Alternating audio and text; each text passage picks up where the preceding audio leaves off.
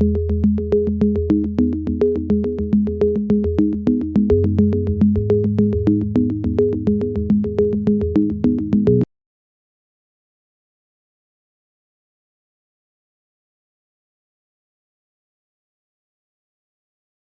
आपका historical background and evolution in India. Bharat में ऐतिहासिक पृष्ठभूमि और विकास मशरूम, बटन मशरूम का कैसे हुआ। तो पहले तो इसका शुरुआत लगभग 1967-68 सड़सठ अड़सठ में 1967-68 में इसकी शुरुआत हुई थी। एक जर्मन व्यक्ति थे, उन्होंने शुरू किया था और ये ज़्यादातर उस इलाके में होता था जहाँ पर सीजनली मतलब temperature any time minimum 22 degree, रात को और ड्रॉप हो जाता था 7-8 डिग्री 9 डिग्री इस तरीक़ा का। जैसे जम्मू एंड कश्मीर हो गया, ऊटी हो गया, आपका हिमाचल प्रदेश हो गया, ये सब जगह में पहले इसका शुरुआत हुआ इंडिया में। और आहिस्ता आहिस्ता ये पंजाब, हरियाणा, महाराष्ट्र और इंडिया के अलग अलग पार्ट में, साउथ के पार्ट में भी ये फैलने लगा। फिर अभी बिहार, झारखंड, बंगाल में है लेकिन उस तरीक़ा का नहीं है। नॉर्थ बंगाल में है लेकिन वो दूसरा मशरूम है, ऑयस्टर मशरूम का डिमांड है। डिमांड का नॉर्थ ईस्ट में डिमांड बहुत है, लेकिन वहाँ पर paddy straw mushroom paddy straw मिलता है, व्हीट स्ट्रॉ नहीं होता है। पैडी स्ट्रॉ से भी बटन मशरूम हो सकता है, लेकिन व्हीट स्ट्रॉ में ज़्यादा अच्छा होता है। तो व्हीट स्ट्रॉ नहीं होने के कारण ये लोग ऑयस्टर की तरफ ज़्यादा ध्यान देते हैं। और भी इन लोग का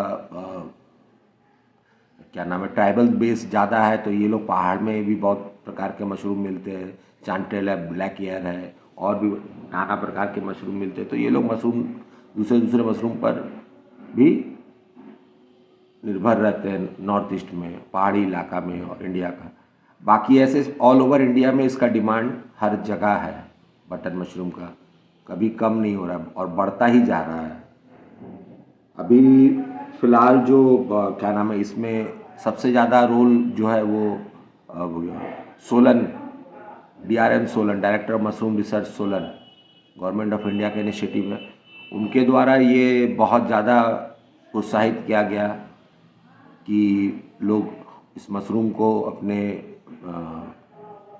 व्यापार के रूप में अपनाएं, सिर्फ फार्मिंग ना करें, मतलब किसानी सिर्फ ना करें, इसका व्यवसाय भी करें ताकि उनको और भी लाभ हो। और इसमें कुछ हद तक सोलन सफल भी रहा है। DRM सोलन, हिमाचल प्रदेश, ये मशरूम गवर्नमेंट ऑफ इंडिया का इनिशिएटिव है। ये तो रहा आपका हिस्टोरिकल बैकग्राउंड। और उसके बाद में 3 नंबर आता है क्लाइमेट और एग्रो क्लाइमेट रिक्वायरमेंट, यानी कि जलवायु और कृषि जलवायु।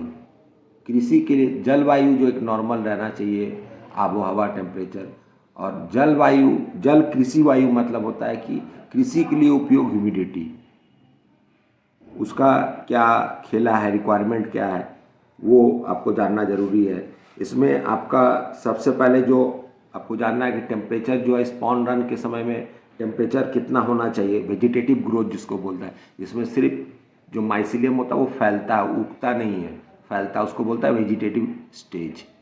वेजिटेटिव स्टेज के बाद में जब केसिंग सॉइल पड़ने के बाद में जब पिन हेड निकलता है, तब वो लोग रिप्रोडक्टिव स्टेज में चला जाता है, पैदा करने का स्टेज में चला जाता है। तो 2 स्टेज होता है। तो पहला स्टेज में 22 से 26 डिग्री स्पॉन रन के समय में उसका रहना चाहिए तापमान। और उसके बाद जब केसिंग केयर करेंगे तो उस समय उसका तापमान जो है 14 से 18 डिग्री होना चाहिए, रूम का जो परिवेश का तापमान है। आपको मशरूम को ठंडा कर के रूम में डालना है। और स्पॉन, क्योंकि स्पॉन और कंपोस्ट एक बार मिक्स हो गया तो प्रोसेस शुरू हो जाता है जीवन का, उन लोगों का काम करने का। तो उस समय टेम्परेचर ज़्यादा हीटअप हो जाता है, तो तुरंत स्पॉनिंग कीजिए और ग्रोइंग रूम के अंदर में अपना डाल दीजिए उसको स्पॉन रन के लिए। जब तक आप लोग केसिंग सॉइल पे ध्यान दीजिए। ठीक है, तो स्पॉन रन के समय में 22 से 26 डिग्री टेम्परेचर होना चाहिए, और पिन हेड और जब फ्रूटिंग, जब माल निकल के साइज हो जाता है, तोड़ने का समय होता है, तो उस समय 14 से 18 डिग्री टेम्परेचर होना चाहिए। ह्यूमिडिटी होना चाहिए 85 टू 95, और जो CO2 है, कार्बन, शुरू में तो 8,000 10,000 ppm लगता है, लेकिन वो इनिशियली आस्ते आस्ते आस्ते आस्ते घट कर कर कर कर करके मात्र 0.08% का रिक्वायरमेंट रह जाता है। वो सब कैलकुलेशन जब आप फार्म बनाइएगा या फार्म की, तो आपका कंसल्टेंट आपको ये सब सवाल पूछिएगा, नहीं तो वो खुद ब खुद बताएगा। अगर जानकार कंसल्टेंट है तो आपको खुद ब खुद एक पर एक चीज़ बताएगा कि कार्बन का कितना शुरुआती में होना चाहिए। शुरुआती में ज़्यादा लगता है कार्बन और नाइट्रोजन से लाइफ इग्निट होता है बटन मशरूम का, तो ज़्यादा लगता है।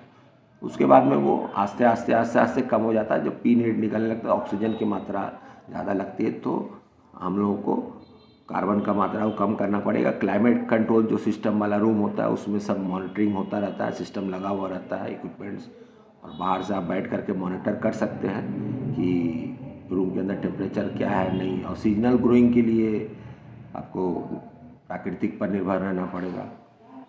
बस आप पानी स्प्रे कर सकते हैं और साफ़ सफाई रख सकते हैं। बाकी कंपोस्ट आपने जो बनाया है वो उस तरीक़ा से आपको बनाना पड़ेगा सीजनल में। बाकी जो 12 महीना काम करते हैं क्लाइमेट कंट्रोल सिस्टम रूम में, ऑटोमेटिक रूम जो है, जैसे फ्रिज का जैसा रूम होता है, कोल्ड स्टोरेज टाइप, तो उसका जो उसके अंदर जो 12 महीना उगाएगा, तो उसको क्या क्या रिक्वायरमेंट पड़ेगा वो बताया जा रहा है। आप सीजनल भी कीजिएगा तो भी आपको यही रिक्वायरमेंट पड़ेगा, लेकिन क्लाइमेट कंट्रोल में आप इसको आराम से कंट्रोल कर पाइएगा। लाइट चाहिए, लाइट डायरेक्ट लाइट नहीं चलेगा, इनडायरेक्ट लाइट जो डिफ्यूज लाइट होता है, जैसे सूरज का लाइट बाहर पड़ रहा है आपके रूम में डायरेक्ट, लेकिन आपका रूम इंजोला है, मतलब उसमें लाइट आपको सब चीज़ दिख रहा है, नज़र आ रहा है, तो वो चलेगा। या तो फिर आप रूम में ट्यूबलाइट लगाइए, ट्यूबलाइट, LED, CLF, कुछ भी लगा सकते हैं। 100 स्क्वायर फीट नहीं, 50 स्क्वायर फीट में एक ट्यूबलाइट 40 वाट का, तो आपको उस तरीके से कैलकुलेशन करके ट्यूबलाइट अपना रूम में लगाना पड़ेगा। लाइट तो चाहिए ही चाहिए। ये तो आपका हो गया क्लाइमेट और एग्रो क्लाइमेट रिक्वायरमेंट, मतलब दैट इज़ नंबर 3। अब हम लोग नंबर 4 में आते हैं, की button mushroom cultivation region in India. Button mushroom का जो कल्टीवेशन हो रहा है अभी भारत में, तो कौन कौन सा राज्य में, कौन कौन सा क्षेत्र में हो रहा है, उस संदर्भ में हम लोगों का पॉइंट नंबर 4 है, भारत में मुख्य बटन मशरूम की खेती वाला क्षेत्र।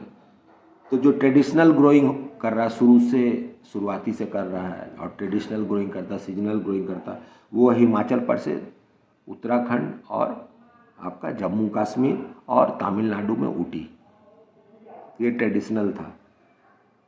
अभी जो मार्केट एक्सपैंड किया है, जो स्टेट एक्सपैंड ऑलरेडी हो चुका है, वो है पंजाब, हरियाणा, उत्तर प्रदेश, महाराष्ट्र, कर्नाटका और आंध्र प्रदेश। और अभी जो मार्केट बढ़ रहा है, दोनों पैदावार, मतलब किसान के लिए भी, प्रोड्यूसर के लिए भी और कंज्यूमर के लिए भी, जो मार्केट बढ़ रहा है वो है राजस्थान, गुजरात, मध्य प्रदेश, वेस्ट बंगाल, बिहार और झारखंड। बिहार तो बहुत ही अच्छा काम कर रहा है मशरूम के संदर्भ में, बहुत ही अच्छा काम कर रहा है, बहुत बहुत अच्छा प्रोग्रेस कर रहा है बिहार। टॉप पोजीशन में है बिहार अभी। मेरे ख्याल से फर्स्ट 3 में बिहार का भी पोजीशन आ गया है, तो बहुत अच्छा है। ये तो रहा आपका 4th पोजीशन। 5th पोजीशन है variety and strain used in India. Bharat में उपयोग की जाने वाली किस्म और उपभेद। स्टेन मतलब उसका जो वैरायटी है, बटन मशरूम का अलग अलग वैरायटी होता है, अलग अलग प्रजाति होता है, ठीक है, उसमें भी अलग अलग कैटेगरी होता है, ठीक है ना। तो जो स्टेन उपयोग में आता है वो है 5 नंबर। तो कौन कौन सा स्टेन उपयोग में आता है? सबसे पॉपुलर जो है कमर्शियल स्टेन मशरूम का, जिसका स्पॉन मिलता है आपको और यील्डिंग भी बहुत हाई करता है, वो है S11। उसका नाम है S11, बटन मशरूम का स्पॉन का नाम है S11, जो पॉपुलर कमर्शियल स्ट्रेन है और यील्डिंग जो है उसका बहुत हाई है। उसके बाद आता है TM79। TM79 control environmental setup, जिसका क्लाइमेट कंट्रोल सिस्टम है, उसके लिए बहुत अच्छा है TM79। उसके बाद आता है हॉस्ट H3 और हॉस्ट U1। ये यूरोपियन स्ट्रेन है जो कि इंडियन कंडीशन के लिए बनाया गया है।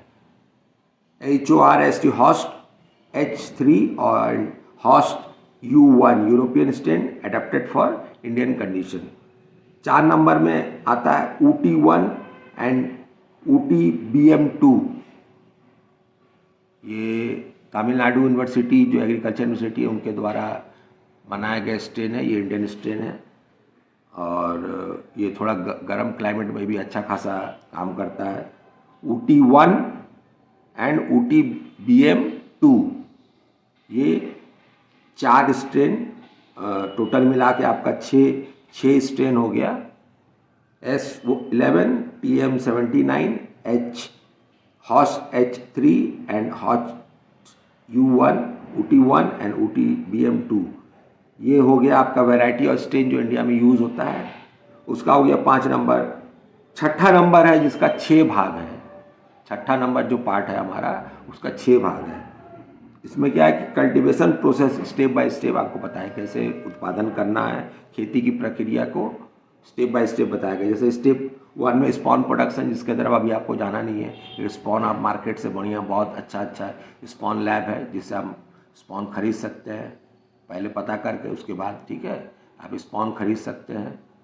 देखिए, मशरूम का हर स्टेप में आपको हमेशा सतर्क रहना पड़ेगा, अलर्ट रहना पड़ेगा और बहुत ही दिमाग से, सावधानी से काम करना पड़ेगा, क्योंकि स्पॉन गड़बड़ हो गया, कंपोस्ट गड़बड़ हो गया, केसिंग सॉइल गड़बड़ हो गया, टेम्परेचर गड़बड़ हो गया, CO2 गड़बड़ हो गया, नाइट्रोजन बैलेंस गड़बड़ा गया, ऑक्सीजन गड़बड़ हो गया, ह्यूमिडिटी गड़बड़ हो गया, सब गड़बड़ हो जाएगा। किसी भी एक को आपको नहीं बचना है, सबके तरफ आपको ध्यान देना है। ये चीज़ हमेशा याद रखिएगा। तो कल्टीवेशन प्रोसेस में उसके बाद में आता है कंपोस्ट प्रिपरेशन। कंपोस्ट प्रिपरेशन का 2 मेथड होता है। एक होता है लॉन्ग मेथड, जिसमें बंकर टनल वगैरह नहीं लगता है, ठीक है, ओपन में होगा, नीचे प्लास्टिक बिछा करके 200-250 का प्लास्टिक, माइक्रोन का प्लास्टिक बिछा करके उसके ऊपर में 2.5 मीटर हाइट का, 1.5 मीटर हाइट का आपको पहाड़ जैसा बनाना है लंबा, और उसको फिर ढक देना है प्लास्टिक से। ये लॉन्ग मेथड, ये आपका 32 से, अगर पैडी स्ट्रॉ का बनाएंगे तो लगभग 38-40 दिन लग जाता है। अगर लॉन्ग मेथड से आप बनाते हैं, पैडी स्ट्रॉ से ही बनेगा, व्हीट स्ट्रॉ से ही बनेगा, दोनों स्ट्रॉ से आप कम कर सकते हैं। लेकिन पैडी में थोड़ा कम प्रोडक्शन आपको मिलेगा, लेकिन प्रोडक्शन मिलेगा। व्हीट में आपको ज़्यादा प्रोडक्शन मिलेगा, क्योंकि पैडी में नाइट्रोजन कम होता है और व्हीट में नाइट्रोजन ज़्यादा होता है, व्हीट स्ट्रॉ में जो भूसा होता है। तो ये तो आपका हो गया वैरायटी के बारे में, कल्टीवेशन प्रोसेस के बारे में। 6 नंबर हम लोग बात करते हैं। कंपोस्ट प्रिपरेशन में जो है लॉन्ग मेथड और short method. Long method traditional method है, जिसमें आपको लगभग 32 से 40 दिन लगता है। व्हीट या पैडी, आप उस पर निर्भर करता है, ठीक है, 32 से 40 दिन लगता है वो खाद को तैयार होने में। और बाहर में आप उसको ओपन में खाद को तैयार कर सकते हैं। कोई भी आपका खेत वगैरह या फील्ड वगैरह है, ग्राउंड वगैरह है ओपन, जहाँ पर आप काम कर सकते हैं, वहाँ पर आप अपना जगह पर आप उसको आराम से काम कर सकते हो। उसके लिए आपको कुछ बनाना नहीं पड़ेगा। लेकिन शॉर्ट मेथड में आप आइएगा, वहाँ पर आपको इंडोर पैस्चराइजेशन करना है और सड़ाना भी, तो उसके लिए बंकर और टनल चाहिए। और इसमें आपका दिन भी कम हो जाता है, 14 से 18 दिन में आपका कंपोस्ट तैयार हो जाता है। तो कंपोस्ट का 2 मेथड होता है, एक हो गया लॉन्ग मेथड, एक हो गया शॉर्ट मेथड। ये सेकंड हो गया 6.2, माने छठा पार्ट का दूसरा नंबर, छठा। और कंपोस्ट का जो इंग्रेडिएंट्स मेनली यूज़ होता है, पैडी या व्हीट स्ट्रॉ, चिकन मैन्योर या horse manure, gypsum pH balance के लिए, यूरिया या एमोनियम सल्फेट नाइट्रोजन सोर्स है इसका प्रक्रिया है बनाने का। वो आप ट्रेनिंग जिससे लीजिएगा या जहाँ भी ले आप, तो वो आपको सब कुछ बता। बहुत तरीक़ा से भी बन सकता है, उपलब्धि के ऊपर भी हो सकता है, 10 तरीक़ा से कंपोस्ट बन सकता है। ठीक है, वो सामान के ऊपर में निर्भर करता है कि हमको जो चाहिए वो कैसे प्राप्त किया जाए कंपोस्ट में। वो एक्सपर्ट अपना दिमाग लगा के सब कुछ कर देगा, उसके लिए टेंशन नहीं है। ठीक है, जब आप कीजिएगा कंपोस्ट बनाएगा। उसके बाद में आता है स्पॉनिंग। स्पॉनिंग मतलब बीज को रोपण करना, खाद में मिलाना, उसको बोलता है स्पॉनिंग। वो हो गया 6.3। एक होता है स्पॉनिंग में स्पॉट स्पॉनिंग, मतलब इतना बड़ा पीस लेकर के बीच में आप रख दिए, उसके बाद केसिंग आप कंपोस्ट के बीच में रख के फिर ऊपर से कंपोस्ट डाल दिए, छोड़ दिए, उसको बोलता है स्पॉट स्पॉनिंग। क्यूब जैसा रहता है, स्मॉल स्मॉल पीस कर कर करके जहाँ पूरा ऊपर से नीचे तक। उसके बाद में आता है सरफेस स्पॉनिंग। टॉप में ऊपर में या कंपोस्ट में मिक्स कर दिए, ठीक है, और ऊपर में थोड़े मेनली स्प्रेड कर दिए, हो गया आपका सरफेस स्पॉनिंग। और लेयर स्पॉनिंग हो गया हर 4-5 इंची के बाद में उसको स्पॉनिंग करना, कम से कम 3 स्टेज में स्पॉनिंग करना। अगर आप थैला में बना रहे 10 किलो कंपोस्ट के साथ में 3 लेयर का स्पॉनिंग करना, वो आपको आस्ते आस्ते देखिए हाथ सेट हो जाएगा आपका। 3 तरीका का स्पॉनिंग होता है। स्पॉट स्पॉनिंग, जिसमें छोटा छोटा टुकड़ा का इंटरवल इधर उधर करके पूरा बैग में फैला दिया जाता है। एक होता है सरफेस स्पॉनिंग, पहले कंपोस्ट में मिक्स करा जाता है और फिर ऊपर सरफेस में थोड़ा सा छिड़क दिया जाता है, ठीक है। और तीसरा है लेयर स्पॉनिंग, जिसमें लेयर दर लेयर कम से कम 3 लेयर में आपको स्पॉन को वही 100 ग्राम स्पॉन 10 किलो खाद में आपको मिक्स करना है, जैसे ऑयस्टर मशरूम का बनता है 3 लेयर में।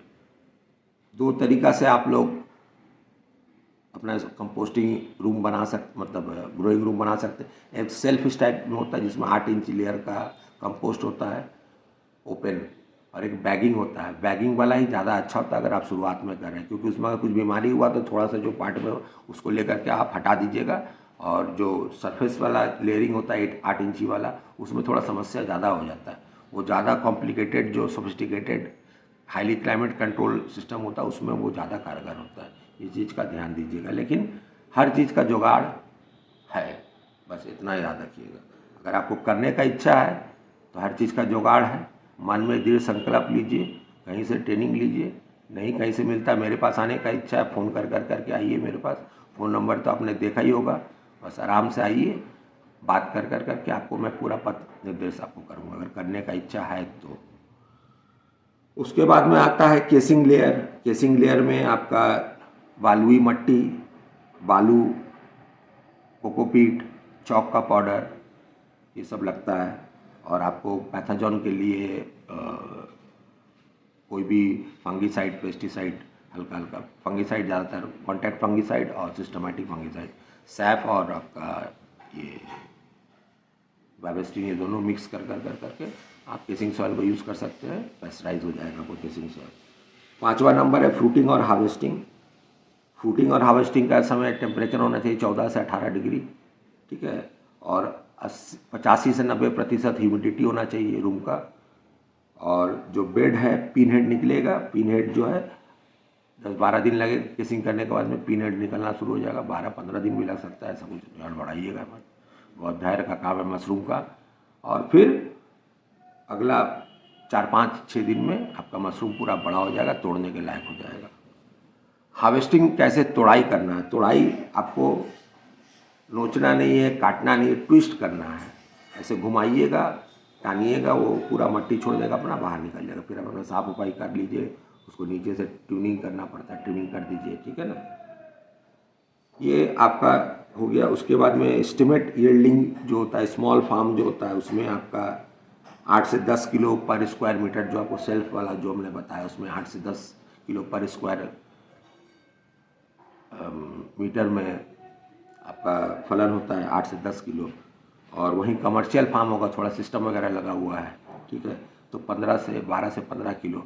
और हाईली कॉम्प्लिकेटेड माने क्लाइमेट कंट्रोल सिस्टम वाला फार्म है तो उसमें कम से कम 20 से 22-25 तक निकल सकता है, 25% तक आपका उत्पादन हो सकता है कंपोस्ट का। कंपोस्ट मान लीजिए 10 किलो है तो उत्पादन आपका उसमें 25% माने 2.5 किलो जैसा उत्पादन होगा। ये बहुत ज़्यादा हो जाएगा, लेकिन हो सकता है अगर तरीका से किया जाए, लालच लोभ ना कर करके, फोकस होकर करके प्रोडक्ट के ऊपर ध्यान दिया जाए कि कंपोस्ट मेरा कैसा, केसिंग सॉइल मेरा कैसा है, कैसा मेरा बटन स्पॉन कैसा है, मेरा रूम का टेम्परेचर कैसा है, कहीं से हवा लीक तो नहीं कर रहा है, CO2 बैलेंस सही हो रहा है, सब कुछ किया जा सकता है। Everything is possible. जब तक आप नहीं चाहिएगा तब तक नहीं होगा।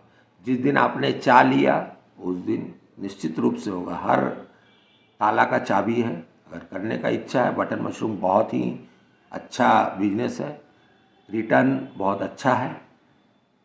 आपको मिनिमम रिटर्न 25 से 35%, 25 से 30% ही पकड़िए ना, 25 से 30% आपको एकदम खाँटी लाभ है, खाँटी लाभ।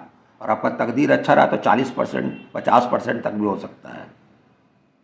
वो आपके ऊपर डिपेंड करता है। क्या अच्छा खाद बनाइएगा तो अच्छा बीज रहेगा, अच्छा क्रचिंग सॉइल रहेगा, अच्छा देखभाल रहेगा तो अच्छा उत्पादन भी होगा। जैसे बच्चा में होता है, कुपोषित बच्चा भी हो सकता है, अच्छा तंदुरुस्त बच्चा भी हो सकता है। तो मालिक के ऊपर में, माने माँ बाप के ऊपर डिपेंड करता है। तो आपको वो सोच समझना है। ठीक है, ये आपका हो गया, छठा पॉइंट खत्म हो गया। सातवां पॉइंट क्या है? पेस्ट और डिसीज मैनेजमेंट, मतलब कीट और रोग प्रबंधन हम लोग को कैसे करना